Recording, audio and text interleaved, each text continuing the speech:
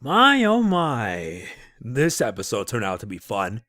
This is Mega Man NG and I welcome you guys back once more for another TMNT 2012 Season 2 episode review. Only a few more episodes left and then we'll be heading to Season 3. Today we're going to be talking about episode 23 of Season 2, a Chinatown ghost story. And this one actually turned out to be a really fun episode. I mean it, really fun. You'll see what I mean in a bit. Anyway, I'll provide this with a summary as well as some of the main points. You can never get tired of this, trust me, you really can't. Let us begin. Some time has passed and the turtles have been looking for Karai but to no avail. Meanwhile, the purple dragons are off to steal something inside a museum. What follows is a battle that culminates with the purple dragons taking some kind of strange knife and freeing the spirit inside. It's more like a dagger. It wastes no time, kidnapping them and then going after April and Irma.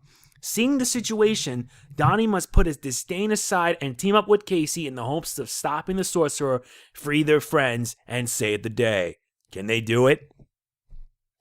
Yeah, this episode was actually pretty fun. It wasn't just a Donatello episode, but it was also one for Casey, because Casey fortunately gets his time to shine against the one turtle unlikely to ever get along with, Donatello, the Brains. Surprisingly, this episode pays homage to a movie called Big Trouble in Little China. If you've never saw the movie, you should. It is that good. It has many of the characters sharing some similarities, especially like the villain, Ho-Chan, voiced by James Hong. And yeah, he was a pretty interesting, if not funny villain for a one-off, but I got this feeling that he'll be back. He will be, definitely. But for a one-off, my oh my, he really was a threat. When he decided to manipulate the purple dragons and turn them into like hat-wearing mooks that would spew out different elemental attacks. And then when the turtles got into it too, I mean, oh my god. Now Don and Casey really are in trouble. But what made this really funny is how they like dress with their hats and everything. I'm reminded of Raiden, which, if you can guess, one of the characters was like wearing like a bamboo hat. Yeah, that kind of got me the inspiration behind it. It really does. But there was a lot that I really enjoyed in the episode. It really was. Don and Casey do take center stage here. Though April and Irma getting kidnapped, they had to put their differences aside and work together. And that I felt was what made the episode good. I feel like this is pretty much like a little bit of a preparation for when they will eventually get along again in Season 3. But who am I to hope for? The episode was great. Everything about it was action-packed, but for 22 minutes, they paid that homage with a lot of respect. And I really liked that. It really did. But it was also interesting to see the purple dragons again after so long. I'm still waiting for when they bring in the big bad leader, Hun. Hey, a guy can dream, right? A guy can hope. But yeah, everything about it was good.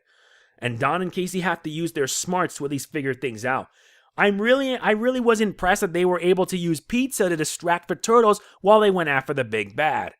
It really was. It really was interesting, but whenever pizza is involved, those turtles would fight for it till the end of time, as we actually saw. Now, there were a lot of good moments. I mean, if I were to list them all, it would take me forever, but bottom line, this episode was really good. I wasn't able to get enough notes because the episode was just overall too awesome, but I also felt that this provided some good character development for not only Donatello and for Casey Jones. And seeing them be able to make up at the end just really makes it satisfying. That friend hug was more than enough. It made me feel really pleased. So sadly, Shredder did not make an appearance. Though, I am still reeling over what happened with Karai in the previous episode. I only hope they can find her before it's too late. But like I said, overall, the episode was good. I really enjoyed it. It was fun, and they paid that homage to Big Trouble in Little China with respect. I wonder if these guys are big fans of that film. Who knows? My rating for this will be in the description below. And if you guys have seen it, let me know what you guys think in the comments. I look forward to hearing from you guys. Now you wondered why I had to do 3 reviews in a row. The answer is simple. Because next week I want to do 2 episode reviews. One for episode 24, in Dimension X, and the other, the series finale. So that way I can start April with pretty much, well, Season 3. I want to make sure I get all these reviews in and done so that way I can prep myself up for the 2018 series. Yeah, I know, 2018 series is going to be completely different from the 2012 one. but it's also a matter of pride because I want to be the one that can review every episode from the entire show. And yeah, I've been doing this ever since the start of Season 1 after finishing Tales of the TMNT with the series finale.